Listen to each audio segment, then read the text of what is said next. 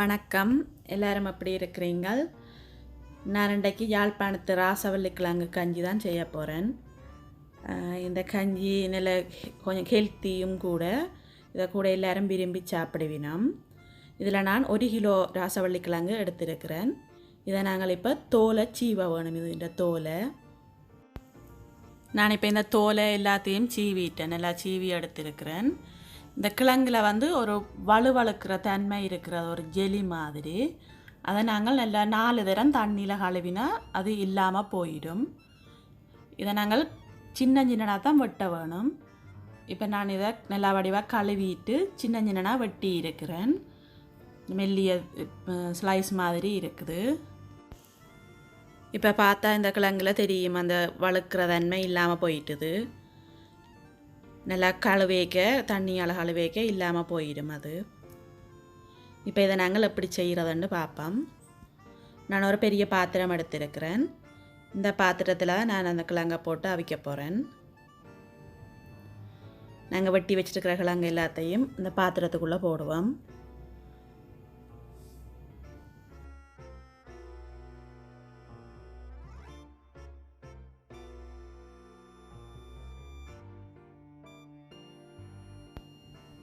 நான் இதுக்கு இப்போ அவிக்கிறதுக்கு அளவான தண்ணி விட வேணும். நான் இப்போ இந்த இதில் காட்டி இருக்கிற கப்பால் தான் தண்ணி விட போகிறேன். இதால் 3 கப் தண்ணி நான் விட போகிறேன். 1 கப் 235 மில்லிலிட்டர். இதால் 3 கப் தண்ணி விடுறேன்.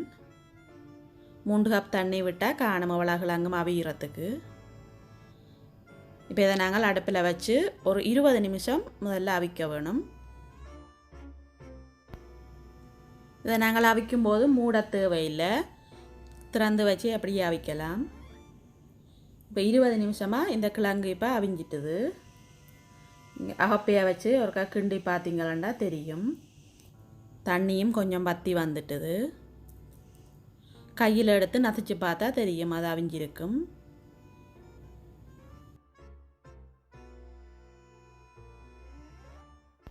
இப்போ நாங்கள் இந்த கிழங்குக்கு 1/4 டீஸ்பூனுக்கும் குறைவான உப்பு கொஞ்சம் போடுவோம். உப்பு போடக்க இன்னொரு சீனியும் செய்யக்க ஒரு டேஸ்ட்டை கொடுக்கும். உப்பையும் போட்டு நல்லா ஹாப்பியால் கலந்து விட வேணும். உப்பை போட்டுட்டு இன்னும் ஒரு 5 நிமிஷம் இதை நாங்கள் அவிய விடுவோம். இன்னும் கொஞ்சம் தண்ணி வற்ற வேணும். இப்போ திரும்ப ஒரு 5 நிமிஷம் நல்லா அவிஞ்சு வந்துட்டுது.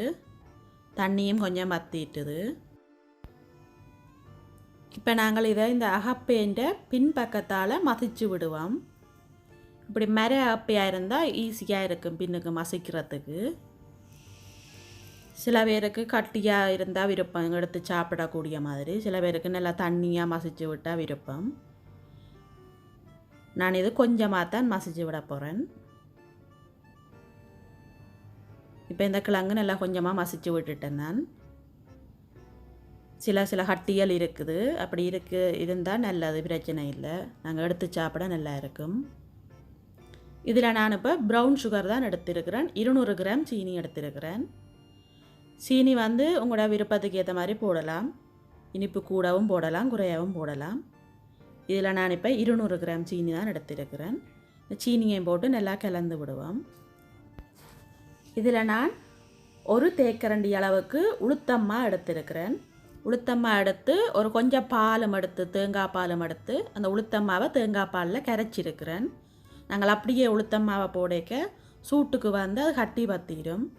அதனால் நான் பால்லையே அதை கரைச்சி போட்டு அதுக்குள்ளே விடுறேன். உளுத்தம்மா விடையக்க இன்னும் கொஞ்சம் டேஸ்டாகவும் இருக்கும், இன்னும் கொஞ்சம் ஹெல்த்தியாகவும் இருக்கும். இப்போ நான் இந்த உளுத்தம்மாவையும் விட்டு நல்லா கலந்துட்டேன். இதில் நான் பாதி தேங்காய் எடுத்து திருவி புளிஞ்சி வச்சுருக்கிறேன். 1ஆம் பாலும் 2ஆம் பாலும் எடுத்திருக்கிறேன். எவ்வளோ பால் வருதோ அவ்வளோத்தையும் விடலாம். அந்த பாலையும் விட்டு நல்லா கலந்து விடணும் கிழங்கோட.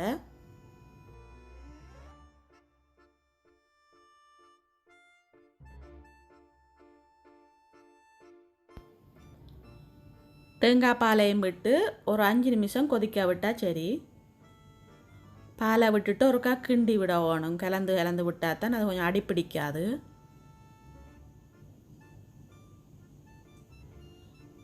இப்போ இந்த கிழங்கு 5 நிமிஷமாக நல்லா கொதித்து வந்துட்டுது. இதில் நான் இப்போ 1.5 டீஸ்பூன் அளவுக்கு சவ்வரிசி எடுத்திருக்கிறேன்.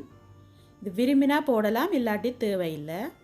இது கொஞ்சம் போடக்க இன்னும் கொஞ்சம் டேஸ்ட்டாகவும் இருக்கும். கடிவடை சவ்வரிசி வந்து சவ்வரிசியும் போட்டு நல்லா இருக்க கலந்து விட வேணும். சூட்டிலேயே சவ்வரிசி அவிஞ்சிடும். இப்போ இந்த கிழங்கு ரெடி ஆகிட்டது. நாங்கள் இனி அடுப்பை நிப்பாட்டி விடலாம். இப்போ நல்ல சூடான சுவையான யாழ்ப்பாணத்து ராசவள்ளி கிழங்கு கஞ்சி ரெடி ஆகிட்டது. இதை நீங்கள் சூடாகவே சாப்பிடலாம். சூடாக சாப்பிடக்க நல்ல டேஸ்ட்டாக இருக்கும். இந்த ராசவள்ளி கிழங்கு கஞ்சி வீடியோ உங்களுக்கு பிடிச்சிருந்தா என்னுடைய வீடியோவுக்கு லைக் பண்ணுங்க, உங்கள் நண்பர்களுடனும் ஷேர் பண்ணுங்க. புதுசாக பார்க்குற நீங்களாக இருந்தால் மறக்காமல் என்னுடைய சேனலை சப்ஸ்கிரைப் பண்ணுங்க. சப்ஸ்கிரைப் பண்ணிவிட்டு கூடவே இருக்கிற பெல் பட்டனை நீங்கள் அமர்த்தினாத்தான் நான் புதுசாக வீடியோ போடக்க உங்களுக்கு நோட்டிஃபிகேஷன் வரும். நன்றி, வணக்கம்.